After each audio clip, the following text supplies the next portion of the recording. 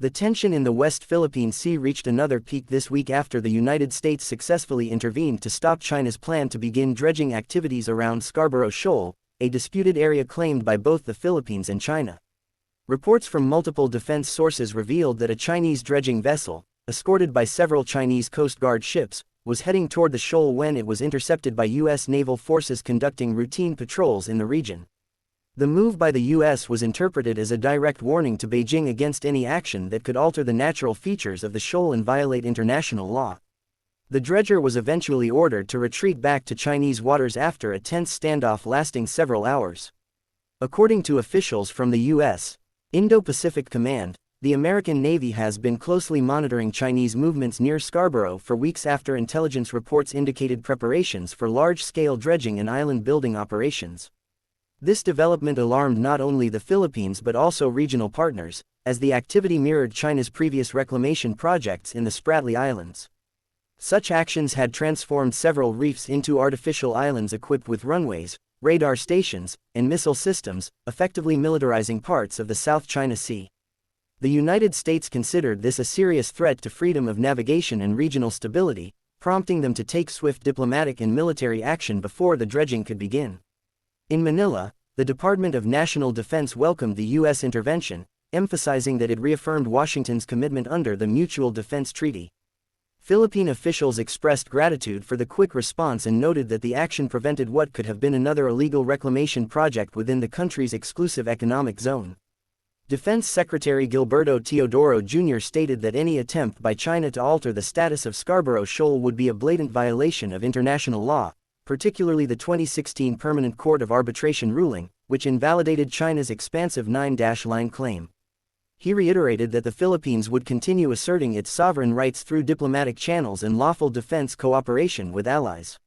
Eyewitness accounts from Filipino fishermen in the area described the tense atmosphere when the Chinese dredger appeared near the shoal, flanked by Coast Guard vessels that issued radio warnings to nearby Filipino boats. The fishermen, many of whom rely on Scarborough for their livelihood, said the presence of the dredger sent fear through the community, recalling the time when China blocked access to the shoal years ago. However, when U.S. naval ships arrived and positioned themselves between the dredger and the shoal, the situation changed dramatically. The Chinese ships reportedly maintained radio silence as the American vessels demanded that the dredger vacate the area immediately. Analysts observed that this latest incident demonstrates the growing assertiveness of the U.S. in defending the rules-based international order in the Indo-Pacific. The Biden administration has repeatedly stated that any Chinese move to reclaim or militarize Scarborough Shoal would be a red line, potentially triggering a broader crisis. The intervention also came at a time when the Philippines has been strengthening its defense partnerships, allowing U.S. forces greater access to military bases under the Enhanced Defense Cooperation Agreement (EDCA). These bases have been strategically located to monitor the West Philippine Sea and respond swiftly to potential threats. Meanwhile, China's Ministry of Foreign Affairs accused the United States of interference and claimed that the dredger was conducting normal marine research within what it calls Chinese sovereign territory.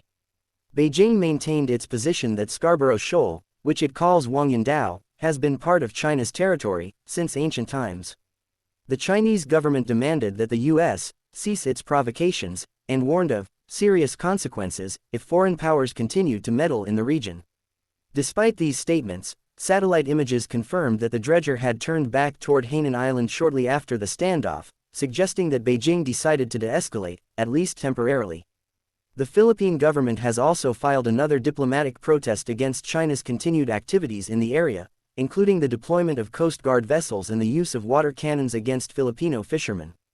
The Department of Foreign Affairs reiterated that the shoal lies well within the Philippines' 200 nautical mile exclusive economic zone, where the country has sovereign rights to fish and explore resources.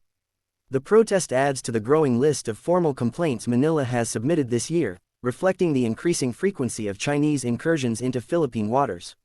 Experts believe that China's attempt to dredge Scarborough Shoal was part of a broader strategy to strengthen its control over key maritime features in the South China Sea before regional defense alliances could solidify further.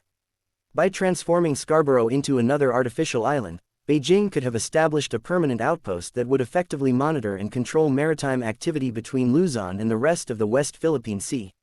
Such an expansion would also bring Chinese military assets dangerously close to the Philippine mainland, particularly the northern provinces near Subic and Zambales. This would not only threaten Philippine sovereignty but also undermine U.S. military operations in the region. Despite the apparent victory in preventing the dredging, officials warned that the situation remains volatile. Chinese Coast Guard vessels continue to patrol the shoal aggressively, and satellite imagery shows increased activity near Mischief Reef and other Chinese-controlled areas. The U.S. and its allies are expected to maintain a heightened presence to deter further escalation. Philippine defense planners have also announced plans to deploy more maritime surveillance drones and increase joint patrols with American and Japanese forces to safeguard territorial waters. The Scarborough Shoal incident has once again highlighted the fragile balance of power in the South China Sea. For the Philippines, it reaffirmed the importance of alliances and international cooperation in defending its maritime rights. For the United States, it underscored the need to counter China's expansionist agenda through visible and decisive action. And for Beijing, it served as a reminder that its attempts to unilaterally alter the status quo will continue to face resistance not only from rival claimants but also from the wider international community. As tensions simmer, the world watches closely, aware that a single miscalculation in these contested waters could ignite a conflict with far-reaching consequences.